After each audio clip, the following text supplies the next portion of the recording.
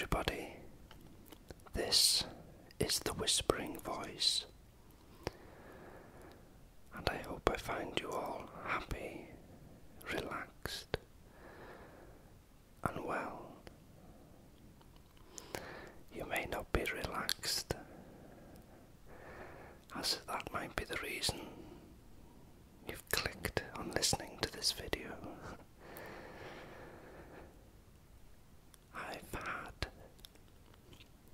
quite a few messages of late, and a lot of them seem to be relating to the same subject, asking would I consider making a video about my life history and any stories of my family and what they've been through, etc. As in,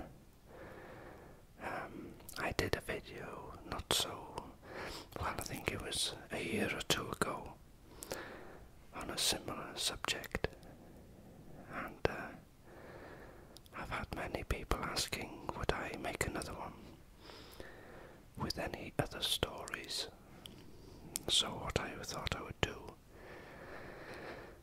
is I'll make this video and speak firstly about my childhood,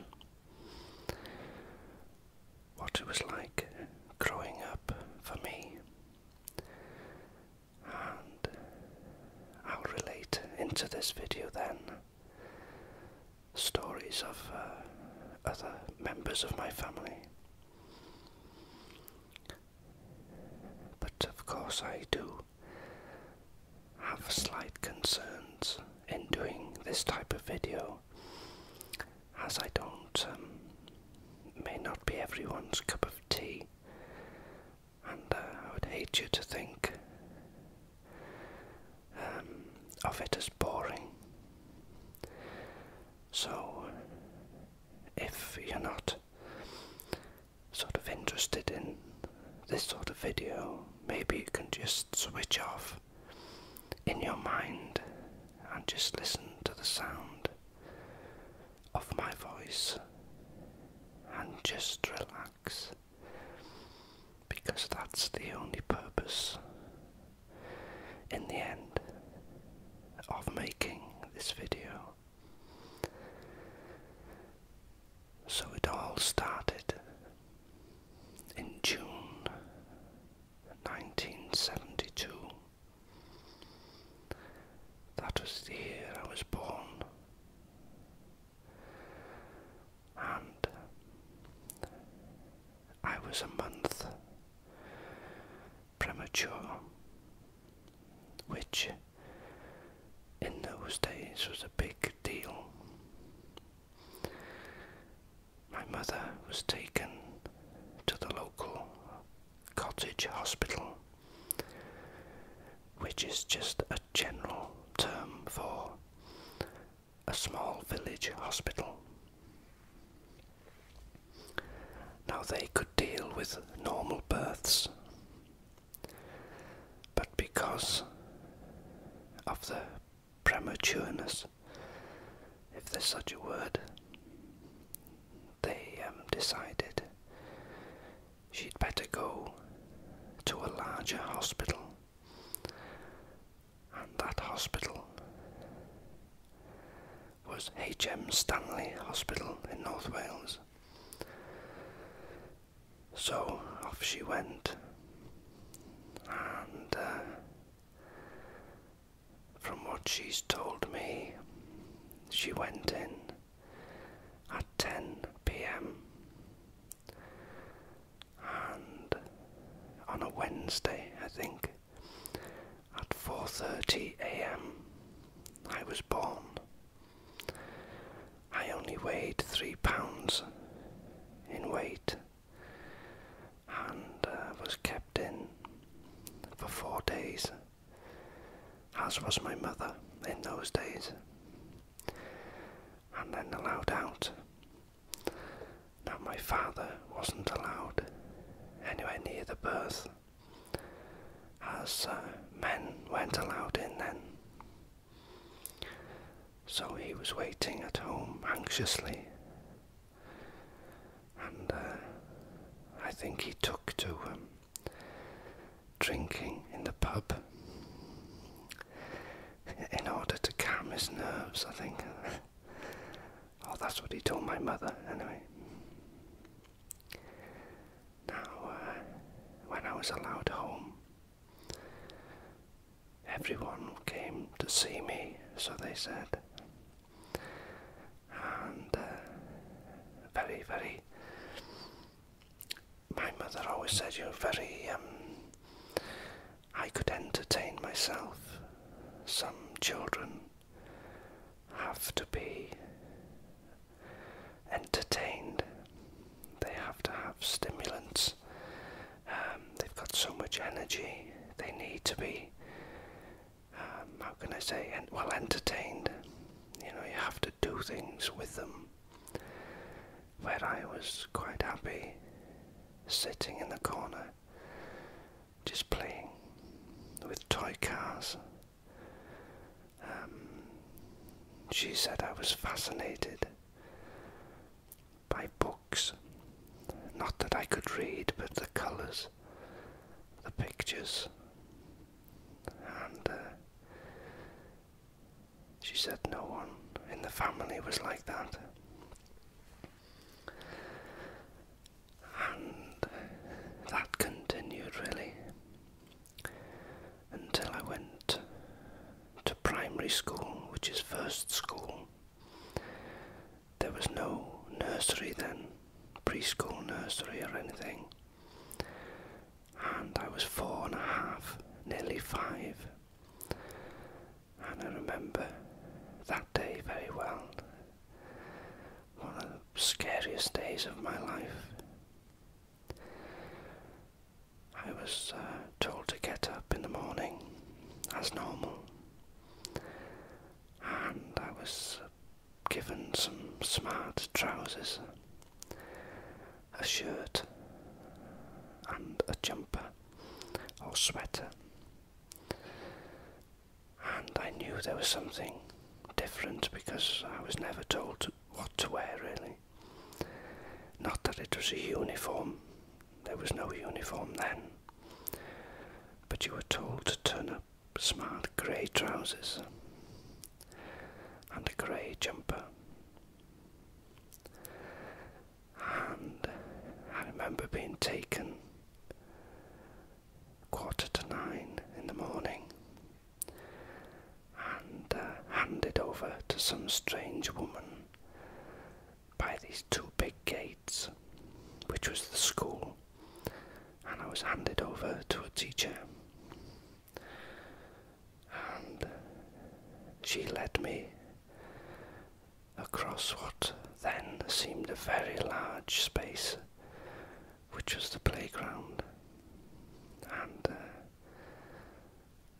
I was crying my eyes out. I actually remember it, to be fair. It's, and my mother went home. I was very upset as well. And I did this for, she said, for about 2 weeks. Absolutely hated it really, and I wouldn't mix. The teacher used to always tell me, come on, you must mix and play with the children. But I did have 1 or 2 friends, but I preferred my own company in a way. Don't know why, but that was my primary school, and I got used to it in the end. And one subject I used to love, in the morning, we used to have assembly, as they call it now, and used to sing hymns, say a prayer, and if it was was your birthday, you were allowed to pick a classical piece of music of your choice. Well, that was me finished from the start, because I had no idea of any classical music or anything like that, because my mother and father never listened to that sort of music. Elvis Presley, yes. Nothing else.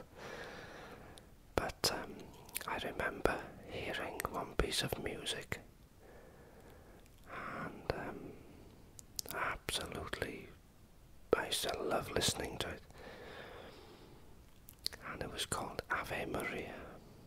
Beautiful.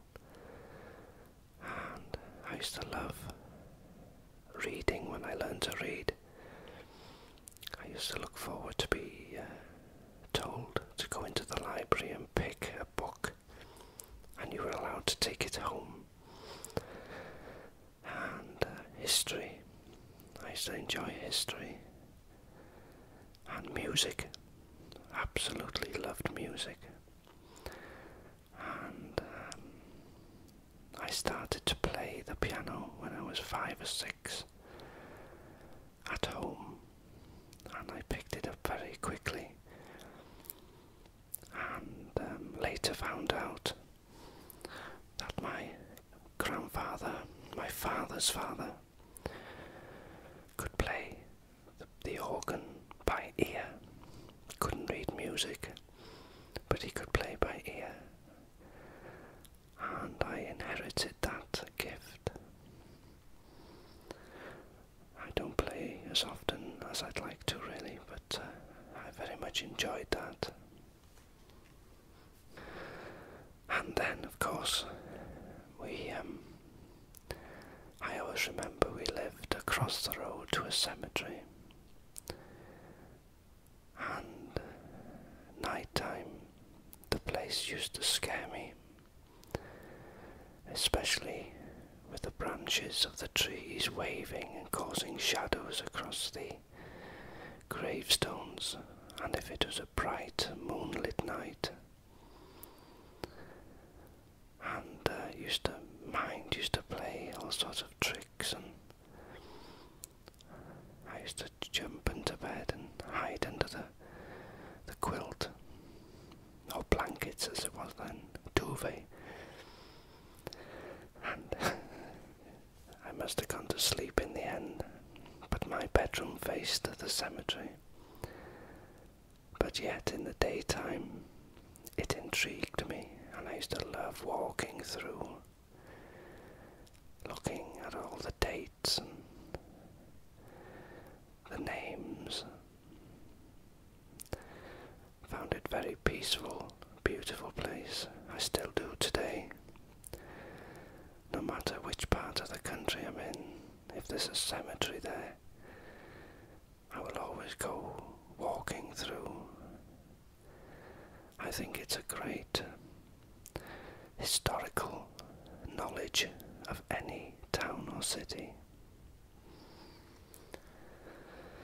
And into secondary school, which I hated. I absolutely hated it. Because I was quiet. The local thuggery, whatever you call them, used to make me a prime target, you see, for making fun of, or, because I was quiet. I would never ever fight back, verbally or physically. And the more the big boys heard you could pick on him and he won't do anything, and it made them look bigger in front of their friends. Until in my last year of school, I remember, I wasn't proud, but this one chap always made a headline for me and throw insults and all sorts of things. And he had just turned 16. I was only 15. And I remember he had a motorbike and brought it to school and showing off in front of all the girls. And on my way home from school this particular day, he was behind me with two of his friends, and he switched the motorcycle off. And I remember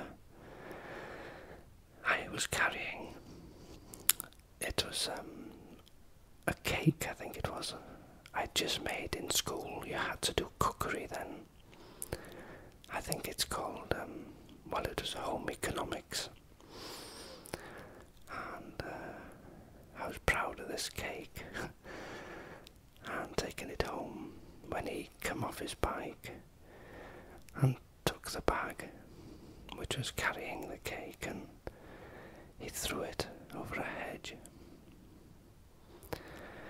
which may sound funny now, but I could never understand why I'd never done anything to this chap. But what hurt me more than anything, it was my grandmother's dish. It was in, and then I saw red, and I dropped my school bag, turned around, never said a word, went up to him and punched him straight on the nose. He lost his balance as he was still sitting on the bike then, because once he'd thrown my cake, he went back onto his bike, you see, and laughing with his friends. And I went over, punched him. He lost his balance, fell off the bike, smashed the mirror. The tank was dented. Then I picked his helmet up, and I remember with such anger I smashed it on the road, cracked it,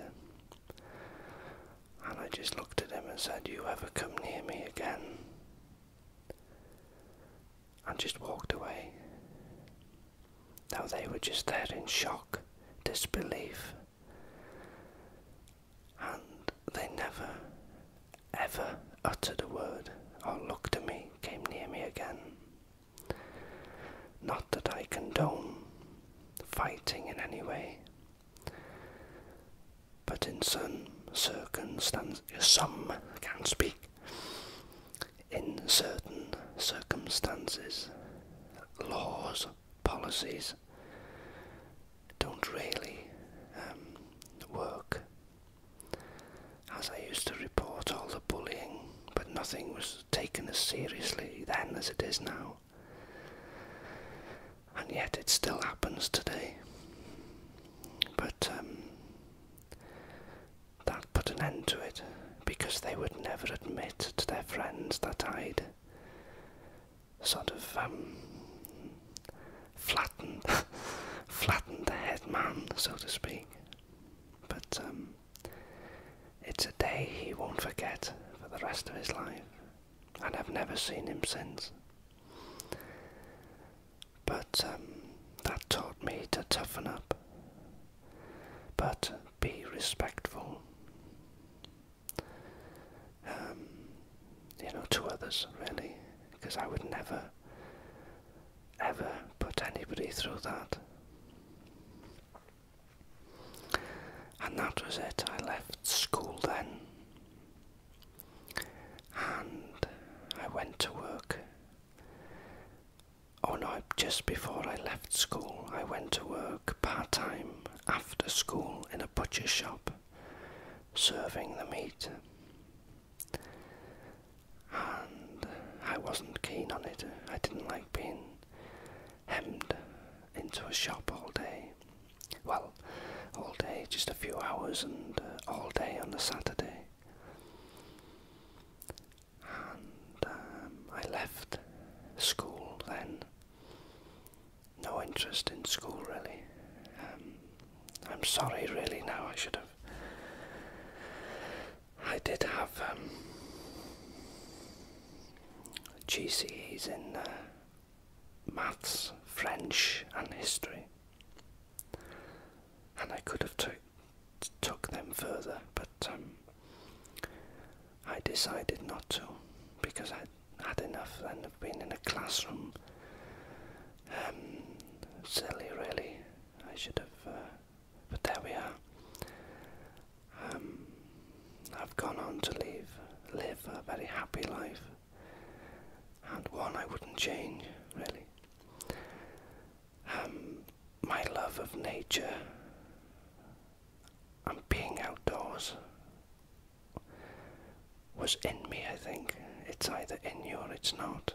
Some people do become to love it at a later age, but it was always in me. I used to wonder why I loved it so much, but I found so much peace. I found a lot of answers in the woods and, different situations. And I taught myself. I read books, taught myself, watched programs, and learned what I know from that really. I taught myself a lot. I learned things from doing things and finding out and watching and listening, and a lot of things you can't learn in a book. It can give you guidance, but it can't actually teach you sometimes. And that was it really. That's my schooling days, and a very happy childhood. I must say, we didn't have much money, but we were well fed, we were clean and very much loved. Very good childhood. But everybody in the area I lived was in the same boat, if you like. Nobody was rich or nobody was sort of poor. We were all sort of middle of the road, really. And if you couldn't afford it, you didn't have it. Now, one part of my life, and I used to absolutely love this, and you're going to be disgusted now when you hear this, but about 2 miles, if that, from where I was born, there used to be a local dump or tip, and these days it's a recycle centre and skips, and you put plastic in one thing, metal in another thing, that sort of thing. But them days it was just a big mound of rubbish, and people used to go in there and tip their rubbish. There was no separation then, you could throw anything. And I used to go down there with a friend I did have, Tom, and we used to love nothing more to go looking.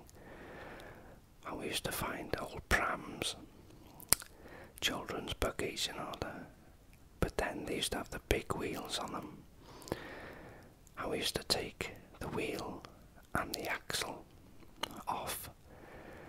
We used to find big pieces of wood, a bit of string, and some nails from my father's shed, which I didn't tell him.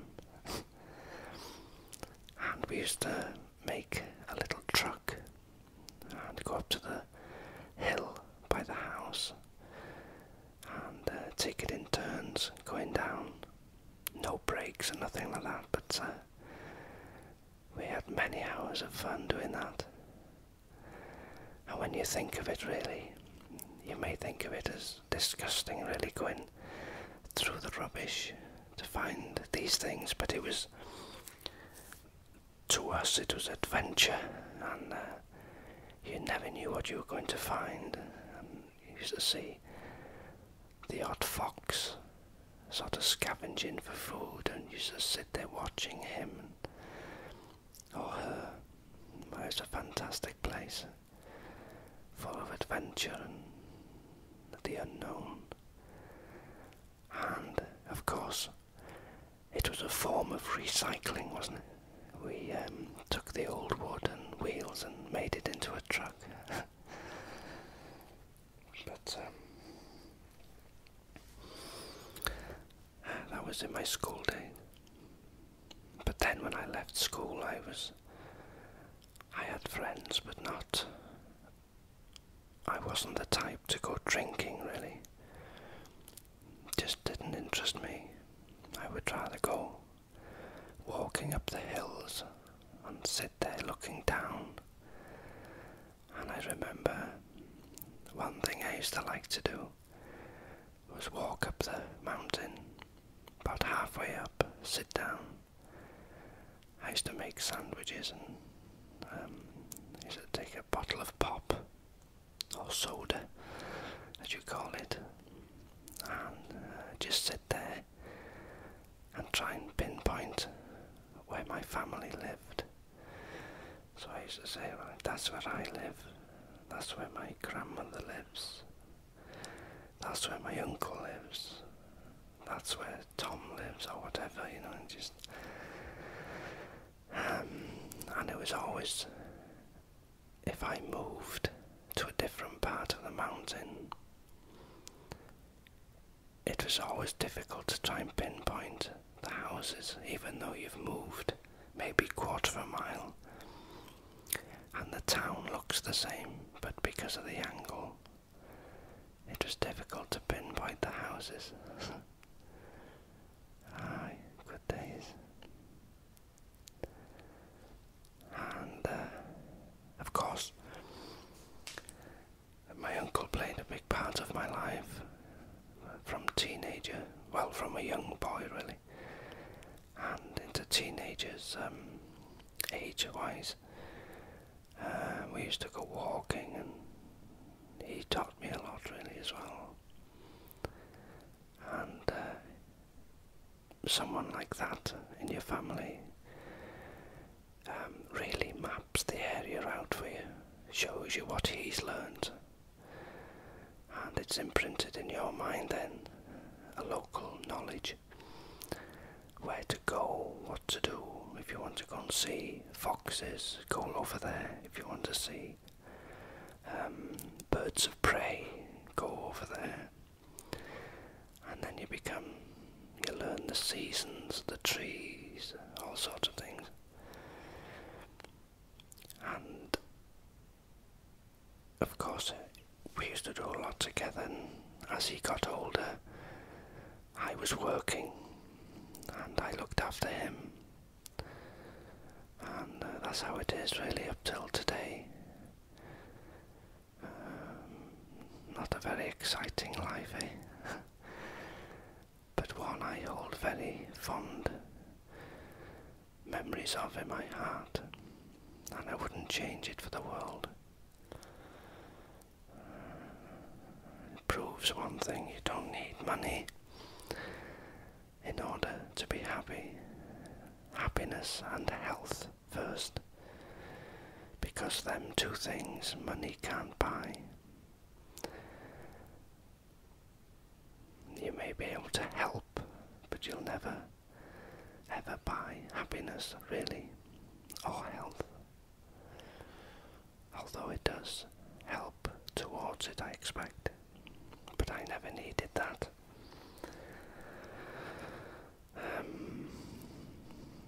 Okay, I'm not short today. I could do a lot more than what I do, but I'm happy as I am. I think too many choices lead to unhappiness, really. I think if you know what you want and you do it, and that's it. But I remember one story my grandmother told me when my mother was born, which was late 30s, and she was born and sort of thing. She was okay, but she was a very weak child. My mother suffered from chest problems, but a very strong child, always got through things. And during the wartime, Second World War, she had this bad chest infection, and as a young child like that, she had to be taken to a hospital called Broad Green, which is in Liverpool. And my grandfather, my mother's father, was working then. He was a lorry driver, long distance. And I think at the time he was in London, where the difference is, today I can leave here at 10 AM and I can be in Euston Station, London, 12:30, 2.5 hours to London from here.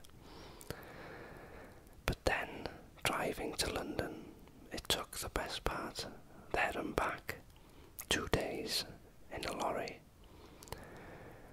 And he was away with that, so it was left to my grandmother to go and visit my mother in Liverpool during the wartime. And she said it was the most scariest place you could ever be. The people were friendly, of course, but just the Liverpool was a big target in the war because of the docks and things. And she said she was visiting one time there when the air raid siren went off, and she had to go into this bunker with all these strange people and wait it out. She said it was scary at the time, but looking back, it was they were so friendly, you know. They made her a cup of tea and everything down there. They had everything. And then when the siren went off to say the all clear, they all came back up, and she carried on to Broad Green. And thinking from my mother's perspective, it must have been a very scary place, all on your own really.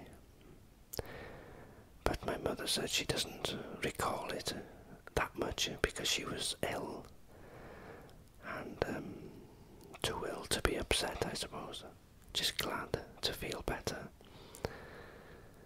But those were the days. And I think while my grandmother was in Liverpool, she used to go to the markets to buy things she couldn't buy here. Fresh food, and she always used to go and buy fresh fish from somewhere along the docks, I suppose, off the fishermen. Yeah, she used to love it. And then that was a treat. She had to rush back home then. And before the fish went off, I suppose it was a good journey. But when they look back on, they had hard times, really, when you think of it. But nobody complained in a way. There was no use in complaining. You just got on with it. And everyone helped each other. And a cup of tea fixed everything. If you had a problem, anything, come and have a cup of tea. We'll discuss it. And it's true, it's just come and have a cup of tea. And if you were lucky, you'd have a slice of cake. But yeah, it was good days. So that's sort of a quick put together really account of my life up till today, where I've met you fine people in the modern wonders of the internet. And I often think, looking back at how I like to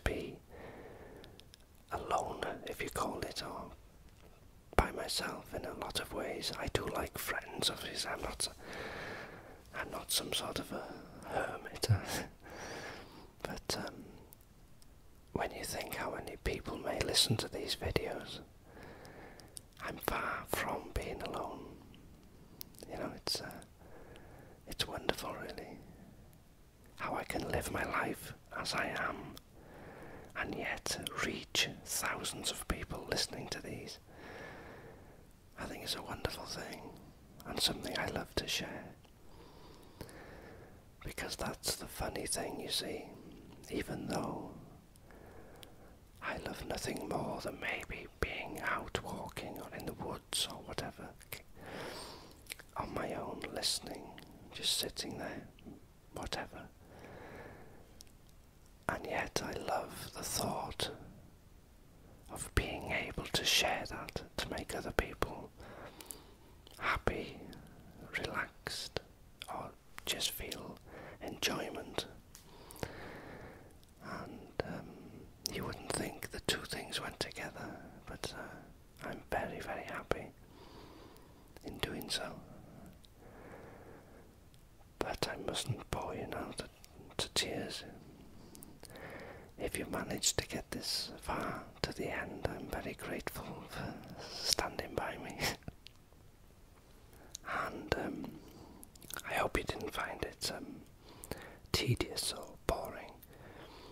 And as I say, I hope the sounds relaxed you anyway. But for those who were asking if I would consider doing another family history video, I hope you enjoyed that. And once again, thank you so much for all the kindness you show me and for being there. So take care of yourselves, and I'll speak to you soon.